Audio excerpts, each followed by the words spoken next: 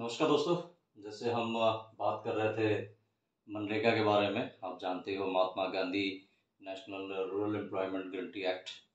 तो शॉर्ट में इसको मनरेगा बोल दिया जाता है। 2005 में ये स्कीम जो है वो लागू हुई थी।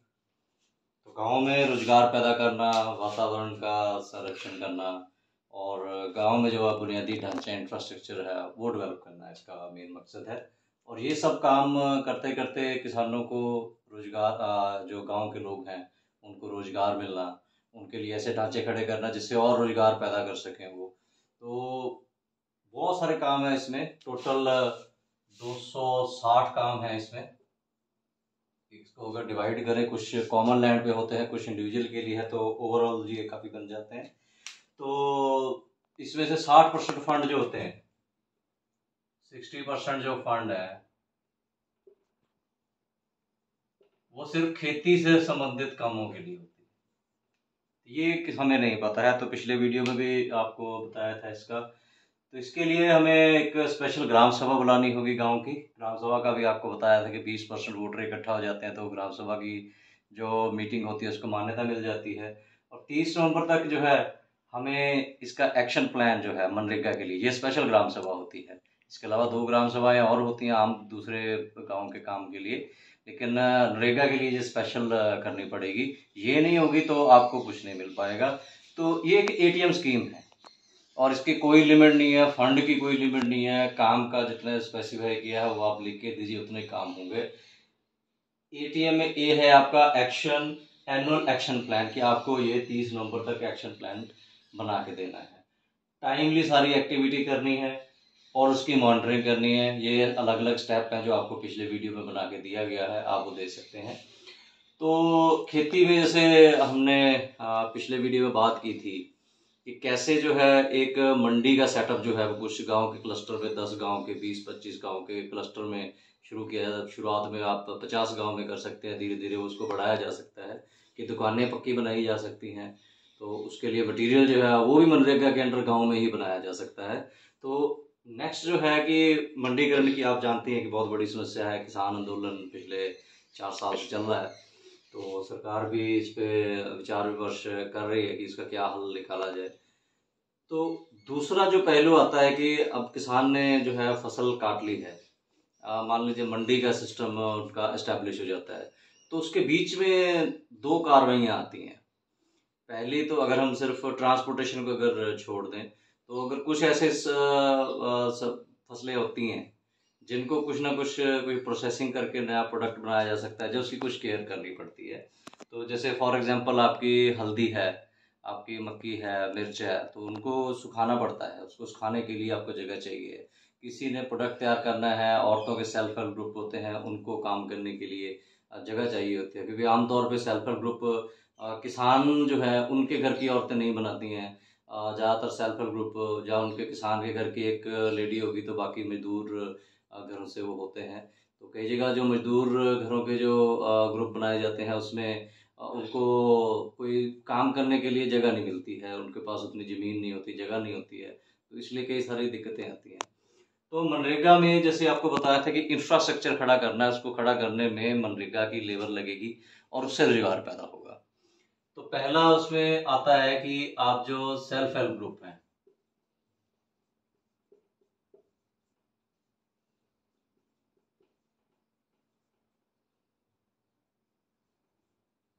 तो सेल्फ हेल्प जो ग्रुप है, शायद स्पेलिंग मैंने सही लिखे, तो उसके लिए आपको एक वर्किंग शेड जो होती है,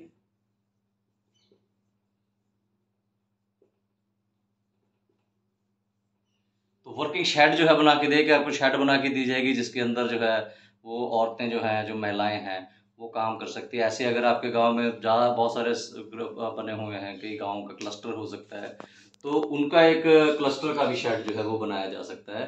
तो एक पूरा प्लेटफॉर्म, उसमें छत होगी, वो सारा सिस्टम जो है, डिज़ाइन उसके स्टैंडर्ड है। अगर आपको कुछ स्पेशल डिज़ाइन भी करवाना है तो मनरेगा के जो अधिकारी हैं उनके जरिए, जो जैसे आपका मंडी बोर्ड है पंजाब में या वेयर हाउसिंग कॉरपोरेशन है, उनके सहयोग से, क्योंकि कन्वर्जेंस इशू रहती है कि जो अच्छा बढ़िया डिज़ाइन है कि मौसम ख़राब भी हो तब भी वो वहाँ बैठ के मीटिंग कर सके, वहाँ बैठ के कुछ काम कर सके, तो वो शेड जो है वो बनाए जा सकते हैं। दूसरा जो आता है आपका, मैं थोड़ा इंग्लिश में ही लिख देता हूँ, जो पोस्ट हार्वेस्ट है उसकी मैनेजमेंट के लिए।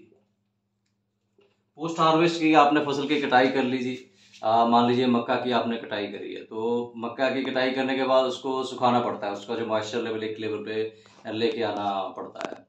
तो उसके लिए हमने देखा है पंजाब में जो दोआबा रीजन है, जो 4 जिले हुशियारपुर, जालंधर, नवांशहर और कपूरथला है, तो उन 4 जिलों में मंडियों में ही किसान ढेरी लगा के उसको सुखा रहे होते हैं।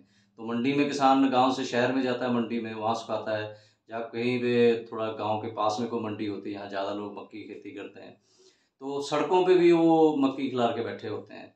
तो अगर हर गांव में ऐसे शेड बन जाए, ऐसे ये प्लेटफॉर्म बन जाए, तो ये प्लेटफॉर्म जो है, ये प्लेटफॉर्म पे किसान जो है अपनी मक्की सुखा सकते हैं। बहुत किसान जो है वो हल्दी की खेती करते हैं, लेकिन उनके पास सुखाने के लिए जगह नहीं होगी, या उसको खेत का कुछ हिस्सा जो है वो करना पड़ता है, या घर में वो मैनेजमेंट करनी पड़ती है।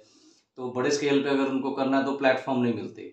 जहाँ पे हल्दी को उबाला तो जा सकता है, उसकी बहुत सारी टेक्निक्स आ गई हैं, लेकिन सुखाने के लिए वो जगह चाहिए खुली, तो ये पक्का प्लेटफॉर्म जो है उनको मिल सकता है। जैसे फिरोजपुर में अभी मिर्ची के किसान जो है पंजाब में, वो बहुत अच्छा काम कर रहे हैं। तो कुछ किसान जो बड़े किसान हैं उन्होंने तो अपने प्लेटफॉर्म जो है, अपनी ज़मीन उनके पास है, तो वहाँ पर उन्होंने पक्के प्लेटफॉर्म बना लिए ताकि मिर्ची सुखाई जा सके। लेकिन आम किसान है, जो छोटा किसान है, उसके लिए ये सुविधा जो है वो नहीं है। तो गांव में ये बनाया जा सकता है कि आपका प्लेटफॉर्म वहाँ पे हो, आप वहाँ पे हल्दी सुखा सकते हो, मिर्चें सुखा सकते हो, आपकी तुलसी है, आपका पुदीना है, मेथी है, जो भी फसलें आप सुखा के उसका आगे मंडीकरण कुछ प्रोडक्ट बनाना चाहते हैं, तो वो यहाँ पे काम जो है वो किया जा सकता है। तो ये दोनों, ये सेल्फ हेल्प ग्रुप के लिए भी और किसानों के लिए भी, ये कॉमन जो है वो प्लेटफॉर्म जो बनाए जा सकते हैं, यहाँ पे ये सारे काम किए जा सकते हैं। अब तीसरा आता है आपका स्टोरेज। स्टोरेज जो है ये मंडीकरण के लिए सबसे इम्पोर्टेंट चीज़ है कि अगर किसान को खुद का मंडीकरण करना है, मनरेगा में ही मंडी हमने बना ली है, या पंजाब सरकार में जैसे किसान हट, आत्मा किसान हट स्कीम है, वीकली मार्केट चल रही हैं, तो एक बार में ही तो किसान जो है वो जो भी पैदा हुआ सीधा ले आके बेच नहीं सकता, उसको स्टोरेज भी करनी पड़ती है। अगर प्रोसेसिंग करनी है तो पहले रॉ मटेरियल को स्टोर करना पड़ेगा, रॉ मटेरियल को स्टोर करने के बाद उससे प्रोसेस करेंगे, तो प्रोसेस मटेरियल को भी कुछ स्टोरेज चाहिए होती है, क्योंकि प्रोसेस करते ही एकदम तो सब कुछ बिक नहीं जाएगा। तो इसके लिए जो प्रोविज़न है, इसमें हर गांव में 500 टन और 250 टन ये स्टोर बनाने की सुविधा है। तो जो कंस्ट्रक्शन है सारी की सारी जो है वो गांव में की जाएगी। कंस्ट्रक्शन में जितनी मजदूरी है वो मनरेगा लेबर को मिलेगी, प्लस जो मटेरियल है इसमें लगनी है, ईंट लगनी है, तो ईंट का भट्ठा आपके पूरे एक डिस्ट्रिक्ट में या एक ब्लॉक में लगाया जाएगा, वो भी मनरेगा में लग जाएगा। नीचे टाइल बिछानी है वो लग जाएगी, सीमेंट की पाइप लगानी है वो उसमें बन जाएगी। बाजार से सिर्फ आपको सरिया सीमेंट जो चीज़ें फैक्ट्री में बनती है वो बाजार से लानी पड़ेगी, बाकी सब गाँव में होता है। तो एक तो आपका हो गया कि ये इंफ्रास्ट्रक्चर, मंडी आपने जो है ये स्पोर्ट के लिए आपने जो बनाई थी ग्रामीण हाट, तो ग्रामीण हाट जो बनाई थी, ग्रामीण हाट में आपने मंडीकरण कर लिया।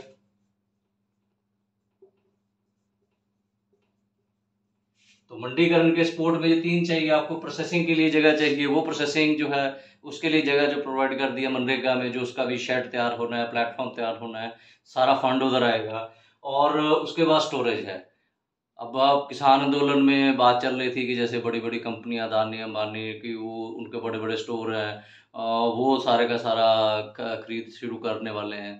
तो ये अगर स्टोर गांव गांव में होगा तो किसी को कोई दिक्कत नहीं आएगी। अभी जैसे धान का चल रहा है कि धान की स्टोरेज अवेलेबल नहीं है, तो हर गांव में ये स्टोर होगा, तो बहुत से किसान जो हैं वो अपना कुछ होल्ड कर सकते हैं वहाँ पे, कुछ ऐसी प्रोडक्ट जो हैं जिनकी प्रोसेसिंग करके वो बेचना चाहते हैं। गेहूँ स्टोर करके वो आटा बेच सकते हैं, सरसों स्टोर करके वो तेल बेच सकते हैं, सोयाबीन स्टोर करके तेल बेच सकते हैं, सूरजमुखी तेल कर सकते हैं, हल्दी की स्टोरेज कर सकते हैं। और इसके साथ अगर स्टोर की बात करें तो एक AIF स्कीम जो चल रही है, और जो नेशनल हॉर्टिकल्चर मिशन है, तो हॉर्टिकल्चर प्रोड्यूस के लिए ऐसे जो 500 टन का स्टोर है ये आप कर सकते हैं कि इसमें आपने अनाज का स्टोर बना लिया। जो 250 टन का स्टोर है उसमें आप जो बागवानी की फसलें हैं वो उसमें रख सकते हैं। और इसी को जो है AIF स्कीम और नेशनल हॉर्टिकल्चर मिशन, इनमें कोल्ड स्टोर का प्रोविजन की जा सकती है, इसके ऊपर सोलर पैनल लगाए जा सकते हैं। तो ये सारे काम जो हैं ये कभी कहीं पे डिस्कस नहीं होते हैं। कोई आपको ऑफिसर, कोई सरकार जो है ये इन चीज़ों की जानकारी नहीं देती है, क्योंकि इन चीज़ों से गांव में रोजगार पैदा होगा, मटेरियल गांव में बनना तैयार हो जाएगा, और पूरी उम्र जो है सबको रोजगार मिलता रहेगा। और इसमें मनरेगा में ऐसी कोई लिमिट नहीं है कि एक गांव में अगर एक शेड बन गई है तो उसको दोबारा नहीं मिलेगी। उस गांव में अगर एक साल में एक बनी है, दो बनानी है, पांच बनानी है, ये आपको ग्राम पंचायत के ऊपर निर्भर करता है। ये मैंने जो एटीएम बताया है कि आपको एनुअल एक्शन प्लान बना के देना है और उसकी मॉनिटरिंग करनी है कि उस पर टाइम पे सारी कार्रवाई हो गई है। एंड तक आपको जो है इसको मॉनिटर करना पड़ेगा। सबसे पहला है आपको ये ग्राम सभा करनी है। तो मंडीकरण के लिए जो 3 चीजें चाहिए होती हैं, मंडीकरण के लिए मंडी, काम करने के लिए वर्किंग शेड, स्टोरेज के लिए स्टोर, ये 3 चीजें जो है ये सारी की सारी फ्री ऑफ कॉस्ट केंद्र सरकार की, हाँ 100% फंडिंग इसमें आती है। इसमें राज्य सरकार को कुछ नहीं देना होता, राज्य सरकार को सिर्फ ये एटीएम चलाना होता है कि ये एटीएम चले, केंद्र सरकार के पास पहुंचे, ताकि 31 मार्च तक ये फंड जो है राज्य सरकार के पास आ जाए। तो ये आपको कार्रवाई करनी है। पंजाब में अभी भी नई नई पंचायतें बनी हैं, जो पंचायत के मेंबर हैं वो बात कर सकते हैं, गांव के किसान हैं, जो पढ़े लिखे लोग हैं, जो चिंता करते हैं, वो अपने गांव में बात कर सकते हैं कि ये काम किए जाने चाहिए। तो आगे भी आपको जानकारी देते रहेंगे। धन्यवाद।